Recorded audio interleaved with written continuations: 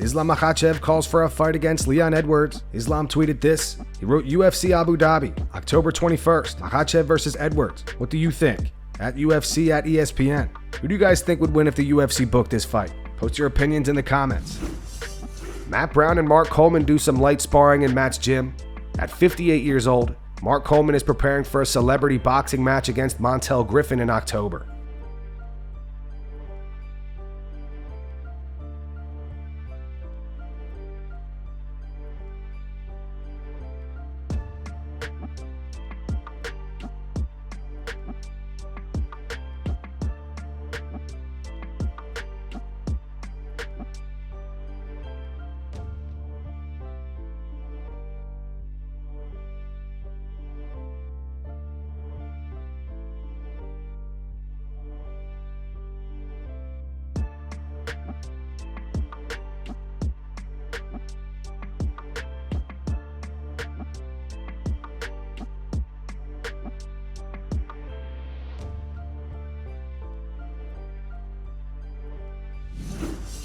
Aljamain Sterling on the Weekly Scraps podcast discusses how many fights he has left before hanging up the gloves.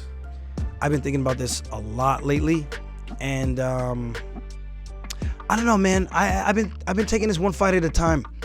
I think I'm at that age where, I've made enough money.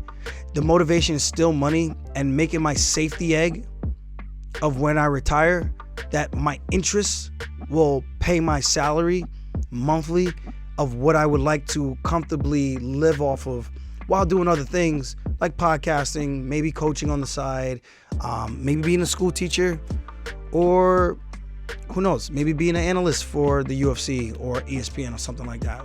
I think there's a lot of opportunities that I have on the table. And then I got my rum company that's coming out. I should have a bottle in hand hopefully by August 9th or August 10th. Looking forward to showing the world and revealing that. And that could be my next big venture, and potentially getting into the restaurant business and kind of like a restaurant / lounge. I've always wanted to have my own place, a vibe, something in Long Island, so we don't always have to go to New York City to party.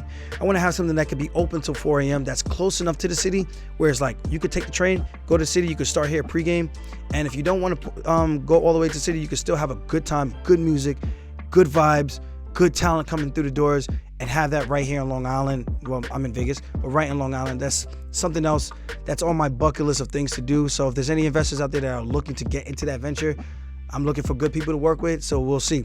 So to answer your question, I'm taking one fight at a time, but I do think I have at least 5 more wins in me to hit that 20 win club for the UFC, so I could be like, okay, I made the 20 win club something that's really hard to do, and I can live with that. And I've made, like I said, I made enough money. Everything else is just about securing my legacy and then having fun fights with people that I've looked up to or I just think would be fun for my career to have, and we'll see where everything goes from there. Footage of Nick Diaz sparring in the street is going around social media today. By the OZ.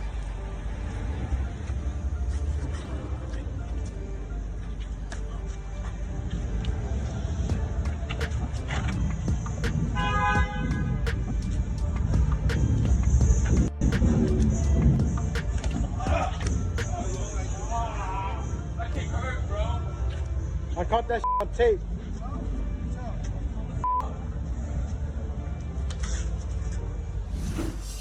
Josh Thomson on the Weighing In podcast discusses Cain Velasquez potentially making a return to the UFC and how he would fare against Jon Jones. Josh says Cain is currently training 5 days a week and is looking like he may want to scratch that itch and make a comeback. There is there is a little bit of, I don't know if I gotta reach out. I haven't touched, and I know I'm a mainstay, kind of an alumni of American Kickboxing Academy. But I gotta be honest, the way that I see Cain Velasquez training in the gym, do we see a return? Oh, I knew you were gonna say I'm looking at the heavyweight division. John. And you're seeing a guy can wrestle. I'm seeing a guy drenched physically in sweat, taking and putting 3 pounds of water out of his shirt. I'm seeing a guy who is physically feeling back out, muscular wise, physically looking like, and he's healthy, and he's in there 5 days a week, sometimes 4, but given whatever it is. But yeah, he's there. He's back ingrained into the game, helping young guys get better. He's the coach. I get it. But I almost get the feeling there might be a little scratch of that itch. I almost get the feeling when I look at that heavyweight division, all of them are stand-up guys. None of them can compete with the grind. None of them can compete with that cardio. None of them can compete with that grind. John Jones can. John Jones. But okay.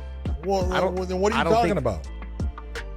Well, I look at. I'm thinking John Jones. I don't know if John Jones is going to be around long. I think if he beats Stipe, I think you may see him retire. He's already said it. He said it publicly. Do you think the UFC would give Cain a title shot just coming back? No. He'd have one fight coming in. But if you look at the heavyweight division, I could see them matching him up against somebody like a Curtis Blades, a Tom Aspinall, somewhere in that mix. And if he could beat them, then that puts him right into that conversation.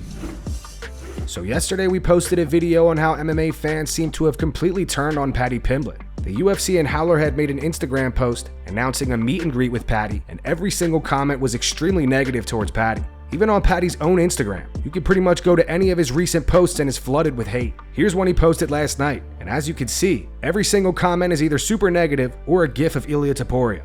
Paddy recently responded to the backlash from fans. It doesn't seem to bother him. He went on to say it goes in one ear and out the other. They can all f*** off. I don't care. People can say what they want about me. I'm the one, as people say, putting my life on the line and getting in the cage. People on the outside, they don't see what we have to do to make weight. As I've said before, I actually am going to try to keep my weight down now. I never actually tried to do it before. After every fight, I've just ballooned up and started eating 8,000 calories a day. Now I probably won't do that. It's mad that people keep asking me, who are you fighting and who do you want when you come back? I don't know. I'm not going to be back for like 6 months. And as you know, the amount of change that can happen in 6 months in fighting, it's ridiculous. And that's going to wrap it up for the news. Thanks for watching. If you enjoyed the video, be sure to subscribe to Full Mount MMA and click the bell icon to be notified when we post future ones. Here are the 3 top comments from last video.